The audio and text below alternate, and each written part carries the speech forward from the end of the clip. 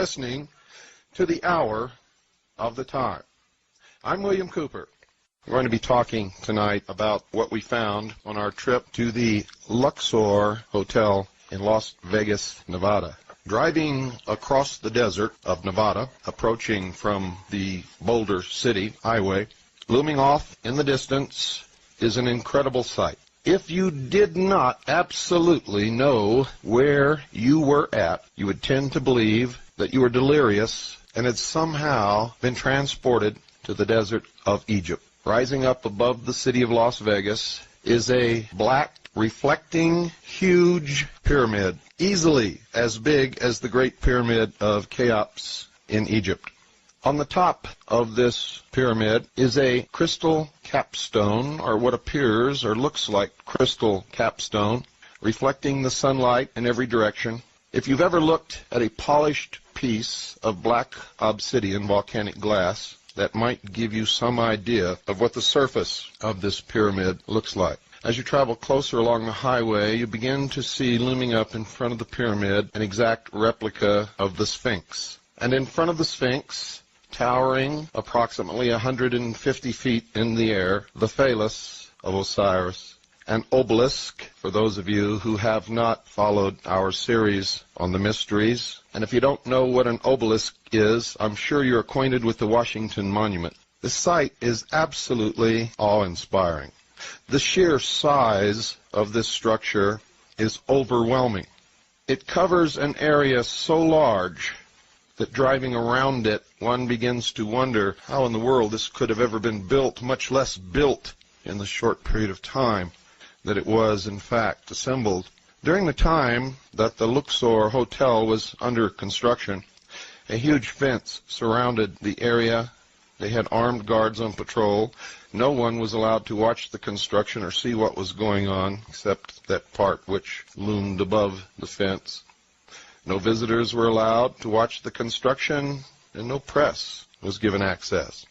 When we first drove to the Luxor, went around this huge, tremendous complex upon which this hotel sits, and then finally went across the street, parked the car, put our press passes on the front of our garments, got out with our video cameras.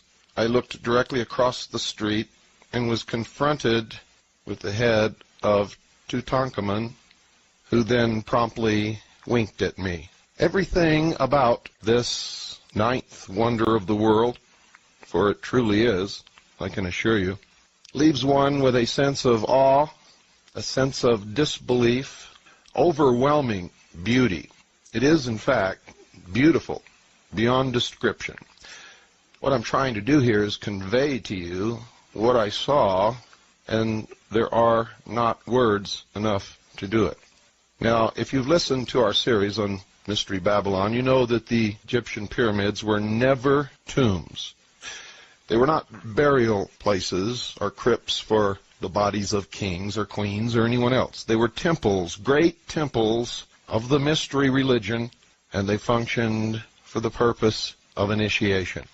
I can assure you that the Luxor Hotel in Las Vegas is a temple of initiation for the masses, the millions upon millions of people who visit that city each year. Probably billions. Not just from America, but primarily from America, but also from around the world. For every single bit of symbolism connected with the mysteries is built into this hotel, beginning with the obelisk, which represents the generative force, the Sphinx, which is to remind mankind that he is, after all, only an animal, you can think, and therefore is always engaged in this constant battle between the animal and the intellect. And then the great temple of initiation, the pyramid, this one with capstone intact, crystalline in nature, representing, as the sun reflects and glints off of every faceted side of it, representing the all-seeing eye. To give you some idea of the size of this structure, inside the building on the ground floor, 9 Boeing 747s would fit comfortably with no crowding and no problem. 9 Boeing 747, and those are the huge passenger jets. 9. Inside the building there is an obelisk which begins at the lowest floor, which is below the ground floor actually. Begins on the lowest floor, comes up through the casino onto the upper deck and points directly at the center apex, the zenith of the pyramid, is another obelisk. It is an incredible sight.